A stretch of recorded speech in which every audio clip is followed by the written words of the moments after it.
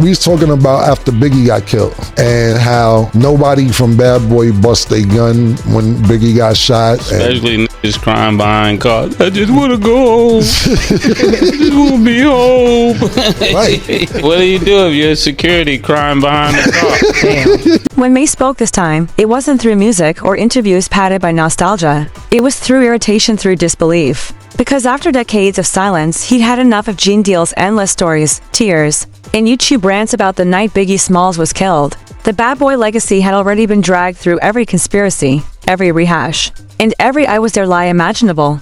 But when Gene started crying on camera again, saying he just wanted his blanket, that was the moment Mase lost his patience. And the internet, it caught fire instantly. People weren't laughing at Biggie's tragedy, they were laughing at Gene's weakness, his dramatics, and the way Mase clowned him so effortlessly. Mase didn't even raise his voice. That's what made it hit harder. He looked into the mic, calm, composed, and said, "Come on, bro. Stop it, you got a platform now. You got people listening. But you a man first, Gene, and real men don't cry behind cars." That line spread like wildfire. It was the most humiliating takedown Gene had faced since leaving Bad Boy security. For years, he built his online identity around being the man who knew what happened. He painted himself as a soldier, a protector, the one who tried to save Biggie when everyone else ran. But now, Mase was calling his bluff in front of millions. And it hurt because it came from someone who had actually been their dad as Mase spoke. Fans could feel that old Harlem energy returning, the kind that made him untouchable in the late 90s. He wasn't trying to be cruel. He was setting the record straight. You wasn't busting no gun. You wasn't out there fighting for nobody, he said. You were behind the car crying for your blanket. The way he said it, cold, factual, almost disgusted, made people stop and think. For the first time, someone inside Bad Boy wasn't protecting the illusion. Someone was finally telling the truth. And that truth was ugly. Behind that confrontation was decades of pain. Biggie's death wasn't just a moment, it was a wound that never healed. Puff, Mase, Lil Cease, Stevie J, they all carried different versions of that night. But Gene Deal turned it into a stage play. He gave interviews, wrote books, and even claimed he was right next to Biggie when he died. Except every time someone who was really there spoke up, the details fell apart. Lil Cease once said, "Nah, that's not how it happened. I was there. Gene was never where he says he was." That's the same line that Mase brought back word for word. In Mase's version, Gene wasn't a hero. He was the scared man hiding while chaos unfolded. The one who froze when it was time to protect the biggest rapper in the world. The one who didn't fire a single shot even though security had weapons on them. The one who stayed quiet when Puff jumped on a private jet, leaving everyone else behind. If you got a gun and you don't use it when your boss gets shot, Mase said, then what was your job for? That line hit like a bullet of its own.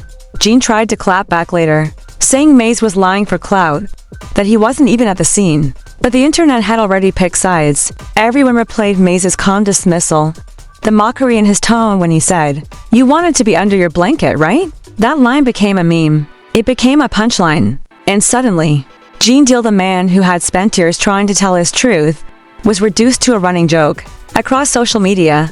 But deep down, there was more to this than mockery. It was about power and reputation. For Gene, being Bad Boy's ex-bodyguard was his entire identity. It gave him relevance, kept his name in the headlines, and made him feel like part of hip-hop history. But for Mase, hearing someone distort those events for clicks was disrespectful to the memory of Biggie. "This ain't about clout," Mase said. "This about the truth.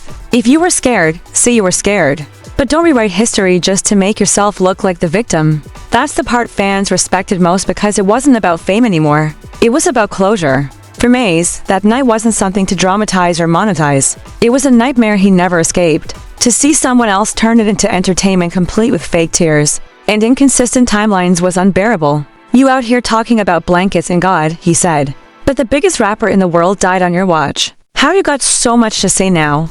But no gunfire back then. The tension exploded when Cameron, sitting nearby, started laughing. The laugh wasn't cruel, it was real. It was disbelief at the absurdity of it all. "You mean to tell me," Cam said, "you was crying for your blanket while shots was going off?" "Nah, we gotta stop this right now." The entire studio broke down laughing. It was a brutal moment, but it sealed Gene's fate. Once the streets start laughing, your credibility is gone. Still, the story cut deeper than comedy. Beneath Mase's sharp words and Gene's humiliation was a tragedy that shaped hip-hop forever. The night Biggie died exposed a truth the industry still avoids.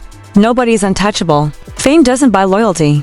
Bodyguards don't guarantee safety. And silence doesn't erase guilt. Every man who survived that night carries a different kind of scar. Mase's just happens to be honesty. After the interview, clips spread everywhere: Twitter, Instagram, YouTube. Hashtags like hashtag IJ you saint want my blanket trended for days. Younger fans mocked Gene. Older fans defended him, saying trauma makes people act strange. But the damage was done. His credibility collapsed overnight. And in a cruel twist of irony, the man who once claimed to guard legends was now the one being guarded from comments. Under his own posts, for Mase, it wasn't about ego, it was about accountability. "We lost big," he said softly near the end. "That's all that matters. If you was there, you know what that pain feel like. Don't use his death to get views. Tell the truth or don't talk at all." And with that, he stood up, nodded at Cameron, and left the mic on the table. The silence that followed said more than any insult could. Gene Deal could cry, defend himself, or post 1,000 videos. But once a man like Mase calls you out, the streets decide what's real. And this time, the streets had spoken loud and clear. The era of sympathy for Gene Deal was over the morning after. The clip went viral. Gene Deal woke up to the loudest silence of his life. His phone wouldn't stop buzzing. But none of the messages were what he wanted to read. Old friends were laughing. Strangers were tagging him in memes. One of the top trends on Twitter was hashtag Blankagate, a phrase that would follow him forever. Every platform had the same tone, pity mixed with ridicule. The man who once claimed to be bad boy's shield was now the internet's punchline. But Gene wasn't ready to back down. He went live, his voice cracking but defiant. "You think I'm lying?" he said, eyes burning. "You think Mase know more about that night than me? He wasn't even there. I was right there next to Puff. I was the one getting Big to the hospital." The anger in his voice was real, but the conviction wasn't convincing anyone anymore. The comments poured in like bullets. "Stop crying. Gene D. Where's your blanket? Real men don't hide." Meanwhile, Mase stayed quiet. That silence was more dangerous than any diss track. It showed confidence. It showed power. When a man says his piece and disappears, it leaves his enemies shouting into an empty room. That's exactly what Gene was doing, shouting, crying, trying to rewrite the timeline once again. But Mase didn't need to defend himself. The people had already chosen their version of the truth. Behind the scenes, even Cameron tried to calm things down. He called Gene privately, telling him to stop feeding the fire. But Gene couldn't help himself. The humiliation cut too deep. "They clowning me, Cam," he said, voice trembling. "I was there that night. I seen what happened. Ain't nobody else talking about it. Why I gotta be the bad guy?" But that was the problem. In trying to clear his name, he became the villain of his own story. Industry insiders started speaking up, and their words only made things worse. Stevie J reportedly told a mutual friend, everybody knew Gene was soft. He talked tough, but he froze when it mattered. That quote spread fast. Then came Lil C's, backing Mase publicly, saying, "I was right there with Big. I know who ran and who didn't." It was like every wall Gene had built for his credibility came crashing down overnight.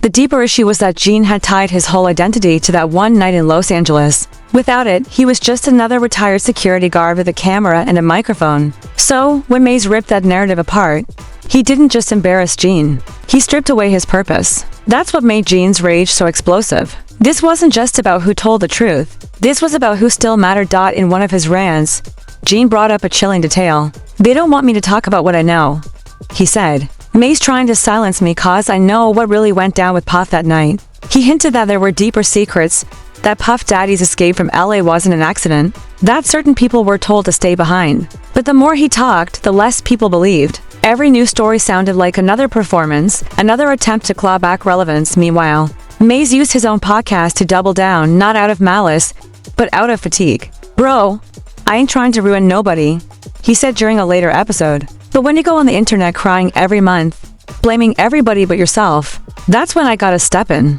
Cause I was there when this culture was born. We lost real brothers. Don't play with that." The way Mase said it, calm, direct, unshakable, made his point louder than any shouting could. The audience felt the contrast.